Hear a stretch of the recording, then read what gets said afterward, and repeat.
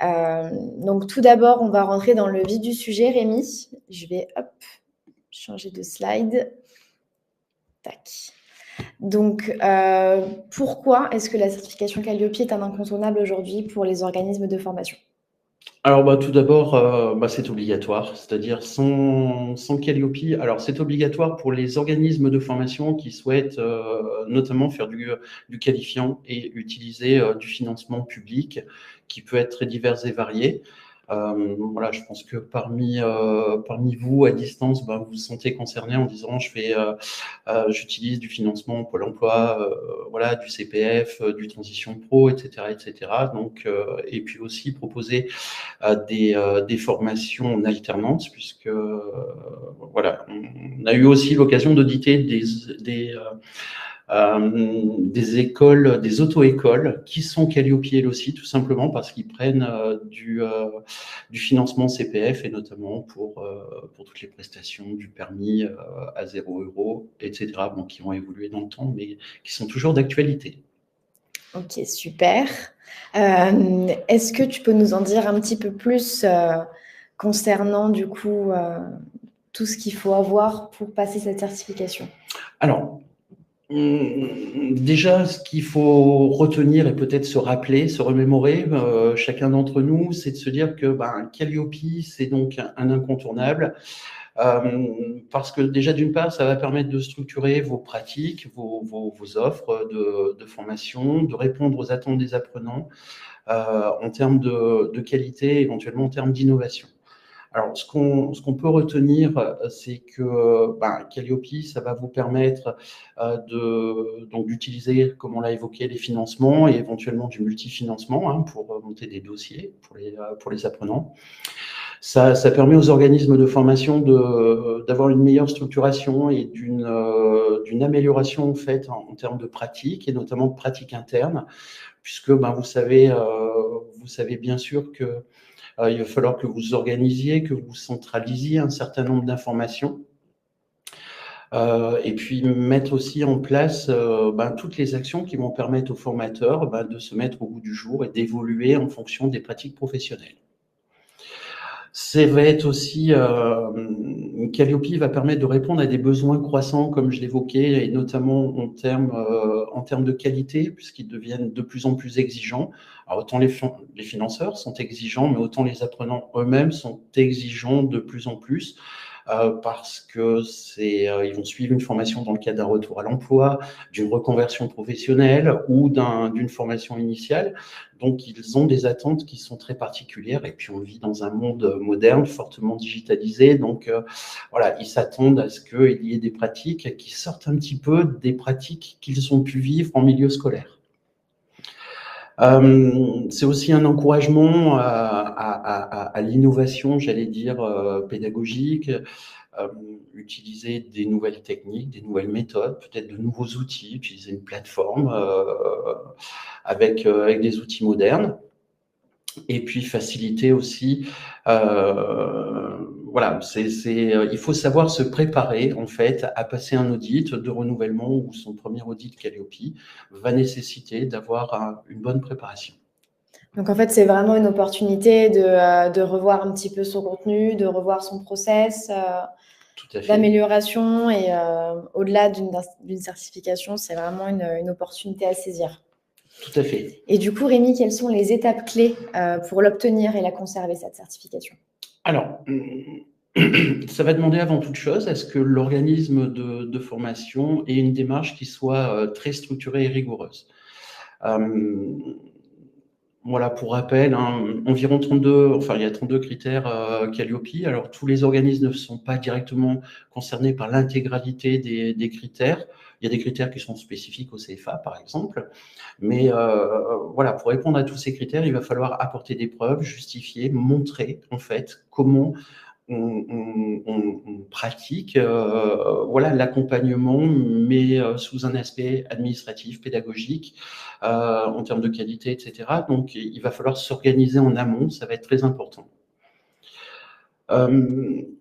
L'idée aussi de Calliope, c'est de pouvoir justement aider à mieux structurer, à mieux organiser en fait le fonctionnement de l'organisme de formation, ce qui va permettre en termes de qualité d'engager de l'amélioration continue notamment, et puis des axes d'amélioration tant qu'en termes de fonctionnement sur des critères qui sont très vastes et variés sur les 32 critères Calliope.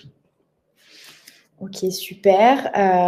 Est-ce que tu peux nous en dire un petit peu plus concernant comment est-ce qu'on prépare l'audit un peu plus précisément? Alors, on peut considérer qu'il y a plusieurs phases. Je pense que déjà, ce qu'il est important et ce qui me paraîtrait logique, c'est de commencer par faire un diagnostic interne.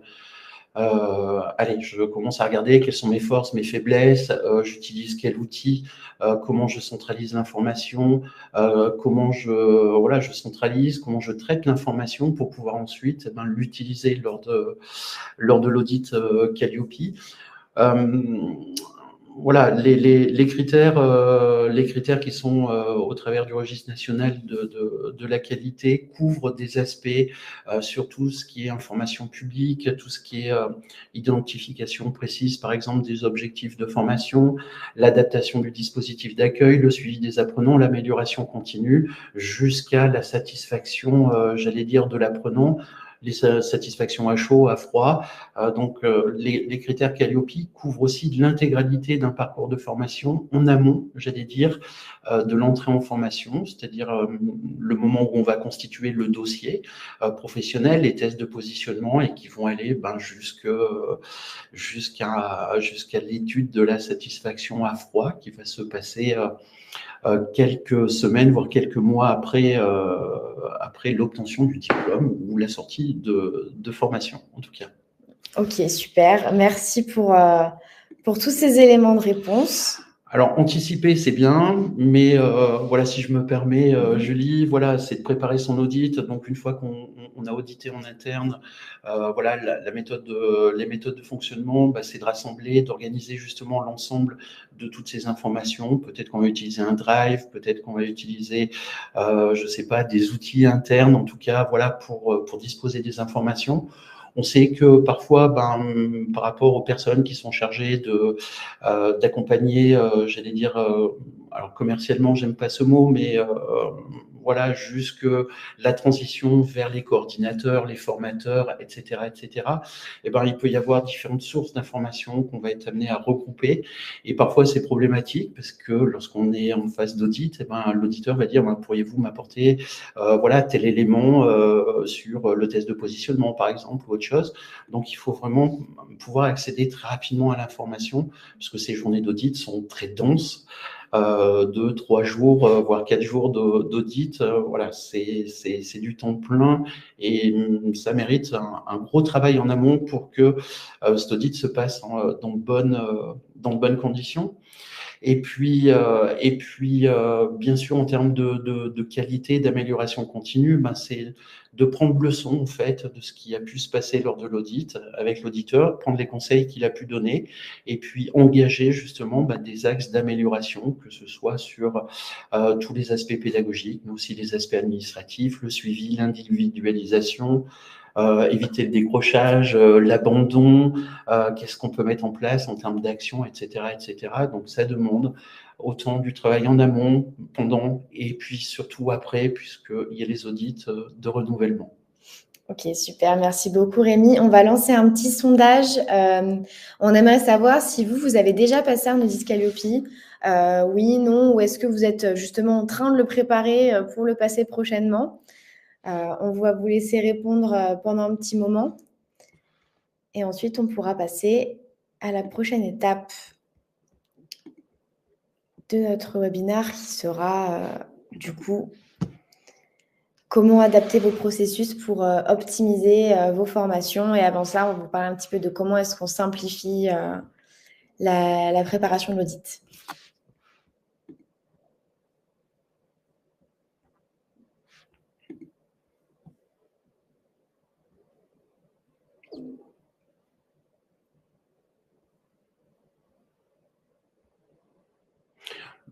Peut-être que pendant que nos invités voilà, commencent à rédiger leurs questions, Et pour faire une transition justement sur la simplification, comment simplifier, préparer son audit, déjà on peut lister quelques éléments de preuve qui vont être demandés par l'auditeur Calliope.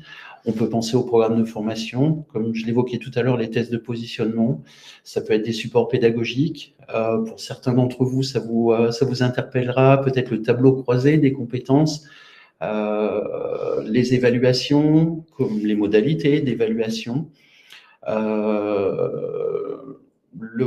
retours des apprenants sont de plus en plus, importants en fait. Voilà, comment on prend en compte en fait les questions qui peuvent être posées par les apprenants concernant des situations pédagogiques, la personnalisation, l'individualisation des parcours, et puis tout l'accompagnement qui est mis en place. Voilà. Alors, la liste est non exhaustive. J'ai fait une petite synthèse. Si c'est tout bon pour vous, on va clôturer le vote. Tac. Donc, il y a quand même 25% qui n'a pas encore passé la certification et 38% qui sont en cours. Donc, ça peut vraiment vous aider, je pense, ce webinaire pour vous préparer au mieux. Ouais, tout à fait. Alors moi, je le vois un petit peu avec un regard externe. Alors pour ces 25%-là, je m'adresse peut-être particulièrement à vous. C'est de se dire on peut être un très bon organisme de formation avec et avoir une très bonne pédagogie avec des formateurs qui interviennent, etc. Ça, c'est vraiment un côté à part entière. Mais il y a tout ce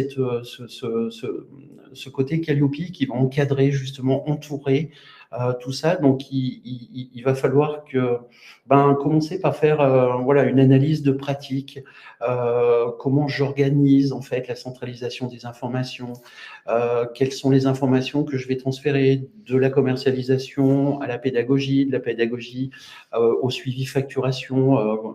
Voilà, je pense aux émargements, par exemple, et justifier des heures auprès des financeurs. Voilà, tout ça, et puis les échanges par email qu'on peut avoir ou par autres moyens de communication. Ça peut être des outils de messagerie instantanée, ça peut être voilà, tout ce que vous pouvez utiliser comme outil, mais typiquement avec les apprenants. Donc voilà, prenez le temps d'avoir le recul, en tout cas nécessaire, pour analyser votre pratique, vous baser sur ces fameux critères, et puis en se projetant en disant, voilà, en termes de qualité, qu'est-ce qu'on peut me demander comme justificatif, comme élément de preuve, comment je peux le justifier. Attention aussi, et puis pour en finir sur ce point-là, si vous commencez une nouvelle action de formation, qui est liée justement à Calliope, vous partez en fait d'une page blanche. Donc, il va falloir que vous montriez ce que vous avez mis en place et que vous allez mettre en application en fait sur la future formation toute nouvelle que vous allez lancer. Donc, voilà, cette notion d'anticipation, à mes yeux, me paraît très importante. Merci beaucoup, Rémi. Maintenant, on va voir comment adapter vos processus pour pouvoir optimiser vos formations. Toi, Rémi, qu'est-ce que tu recommanderais en priorité? Alors, d'une part, on peut optimiser les processus internes. On est vraiment sur les points que j'évoquais précédemment. On est sur comment je structure, je centralise, comment j'organise toutes ces informations que je vais être amené à restituer, mais comment je les analyse aussi. Voilà, il faut tout le temps qu'il y ait un outil d'analyse qui permette de se remettre en question, j'allais dire, très rapidement, et de mettre en place des actions d'amélioration. Ça, c'est le premier point. Deuxième point, c'est de communiquer en interne. Voilà, avec toutes les parties prenantes en interne. Il faut qu'il y ait une bonne coordination, j'allais dire, une synchronisation avec toutes les équipes. Côté formateur, je pense que ce qui est important aussi, c'est d'avoir une bonne gestion des compétences. Voilà, on peut avoir de très bons formateurs qui interviennent réellement quand ils sont en face à face, mais par contre, voilà, mettre en place un système de feedback, c'est-à-dire le formateur va faire un retour en fin de journée. Je ne parle pas de son bilan personnel, mais de dire, voilà, ça s'est passé comment, j'ai eu un groupe ou individuellement quand je suis intervenu. Cette traçabilité de l'information est importante parce que ça permet aux équipes justement de pouvoir travailler de manière isolée, mais en cohésion avec les objectifs de l'organisme. Donc ça fait partie à mes yeux, des facteurs clés qui vont justement dynamiser tous ces processus, et notamment ceux qui sont liés à Calliope. Ok, super. Et selon toi, comment est-ce qu'on peut optimiser son offre tout en respectant ces exigences Calliope qui sont quand même présentes? Déjà, se doter de bons outils. On a tendance à travailler, alors c'est un petit peu, voilà, les compétences aussi en interne font aussi l'objet d'une compétence qui peut être commune entre tous les collaborateurs, à savoir que tout le monde soit en capacité de travailler, par exemple, avec des outils collaboratifs. Ça me paraît super important, parce que j'ai pu observer dans mes différentes activités, une personne qui va travailler sur un document, le mettre à jour, et une autre personne qui va travailler sur le même document, le mettre à jour. Il arrive un moment, on perd de l'information. Être en capacité justement, cette information, lorsqu'elle est bien traitée, de pouvoir la diffuser, puisque ça fait aussi partie de ce qui est demandé dans certains critères Calliope. Utiliser les bons outils, ça peut passer par un logiciel de gestion d'un organisme de formation, puisque là, on va déjà commencer à centraliser bon nombre d'informations sur un parcours. Ça peut être l'utilisation d'un LMS, par exemple. Alors, je vais prôner un peu pour la paroisse NELAP. Voilà, pour pouvoir répondre à des critères. Alors, l'avantage de NELAP, c'est que on va centraliser forcément toutes ces informations-là. Voilà, des outils, en tout cas, je pense que tous les organismes de formation travaillent avec une bonne base de données, que ce soit une base de données Excel, que ce soit au travers d'outils collaboratifs ou intégrés à un logiciel. C'est la base de tout, parce que ça permet de regrouper, centraliser, en fait, toutes les informations qui vont permettre de faire du picking, par exemple, sur un apprenant qui a suivi telle formation à telle date pour telle modalité. Voilà, je viens de donner trois critères de filtrage, et donc accéder très rapidement à toutes les informations, et du coup, pour aller faire du picking et aller sourcer justement ces justificatifs et les preuves qu'on va pouvoir présenter à l'auditeur. Donc ça, c'est quelque chose d'important.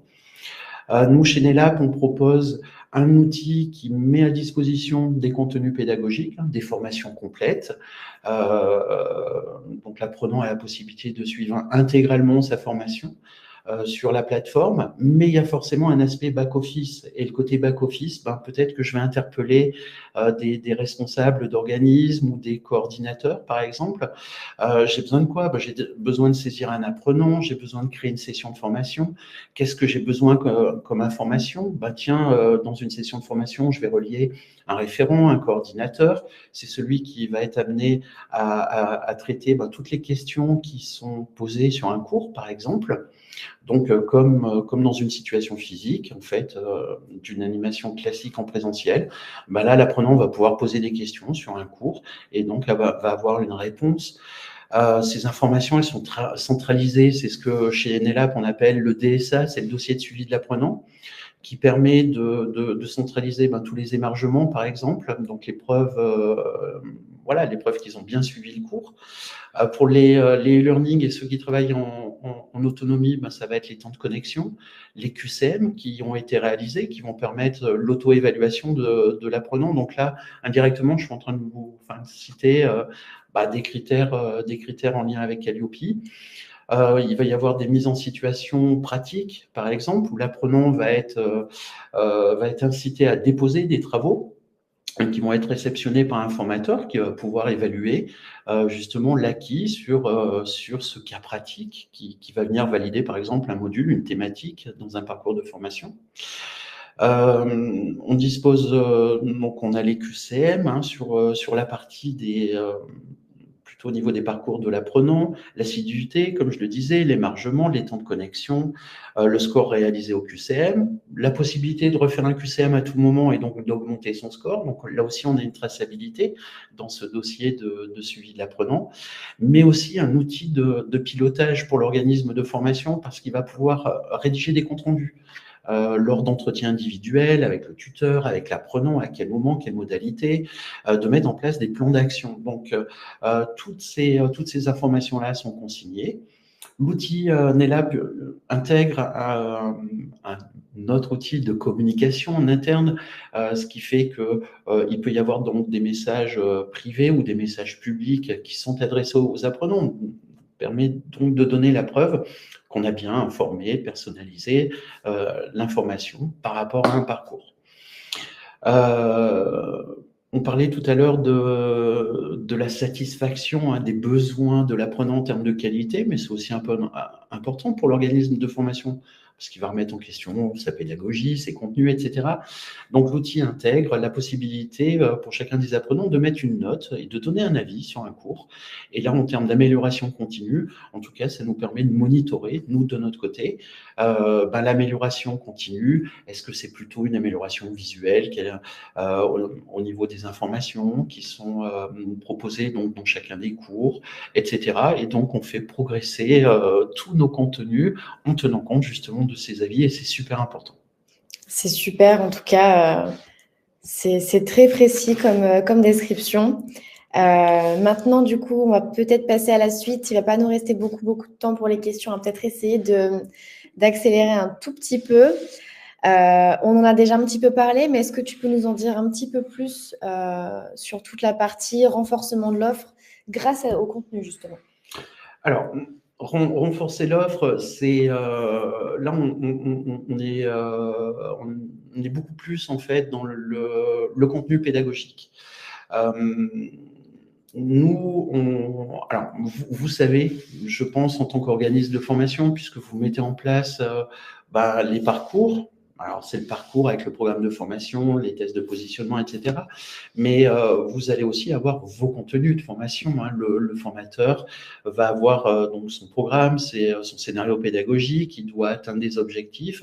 Donc, nous on préconise et on propose, en tout cas, ça fait partie de l'offre chez NetLab, c'est de donner la possibilité à des organismes de formation de disposer de contenus qu'on a déjà créés, nous, de notre côté, qui ont été éprouvés déjà depuis 5 bonnes années maintenant, qu'on continue à faire progresser, à améliorer, en tenant compte juste aussi des référentiels qui changent, les millésimes des réacs, par exemple, pour des titres pro, mais ce qui est valable aussi pour d'autres types de formations. Donc, ce sont des cours qui sont structurés avec des objectifs pédagogiques, avec donc des contenus qui sont adaptés à l'intérieur.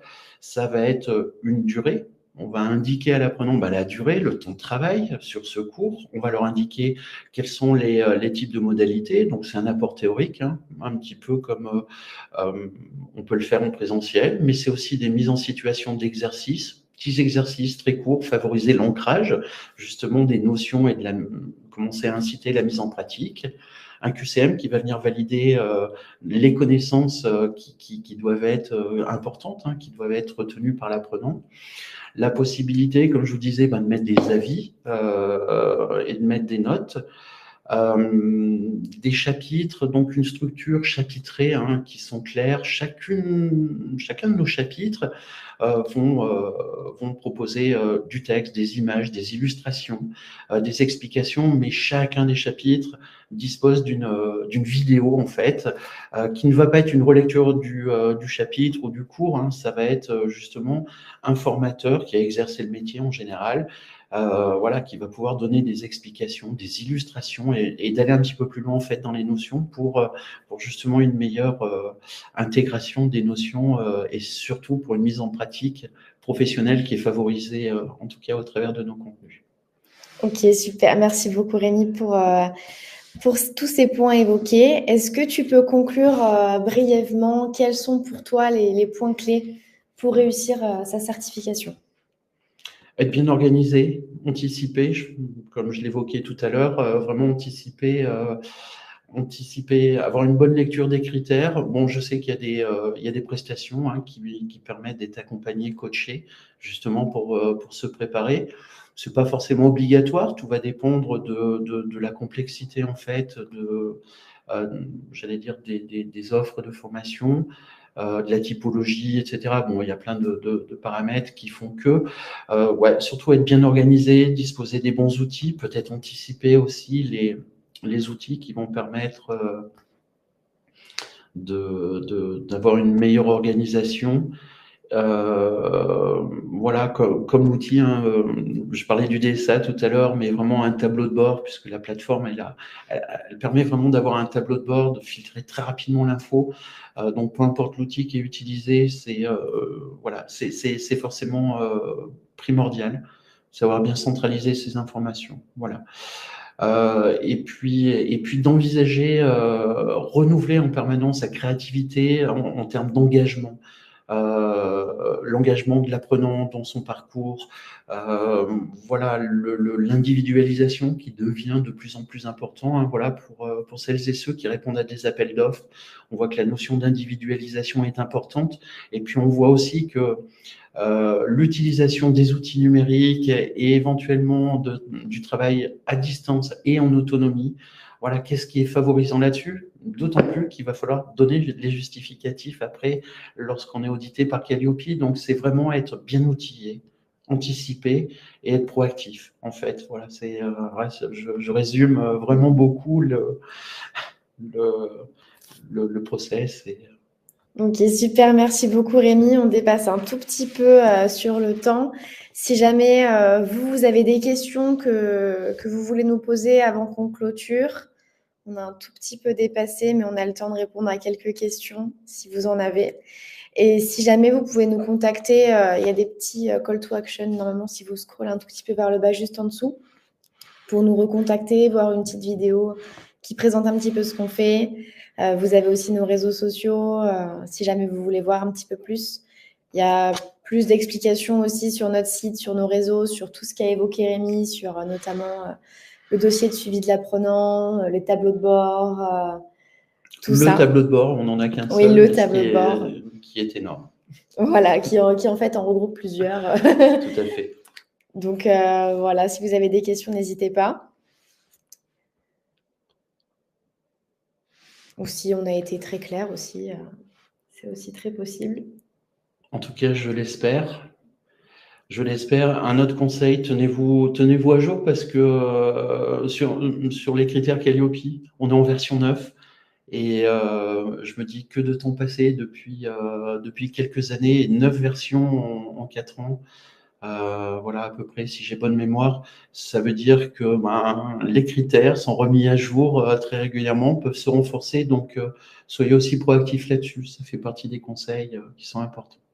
Merci beaucoup Rémi. Je vois qu'on n'a pas de questions.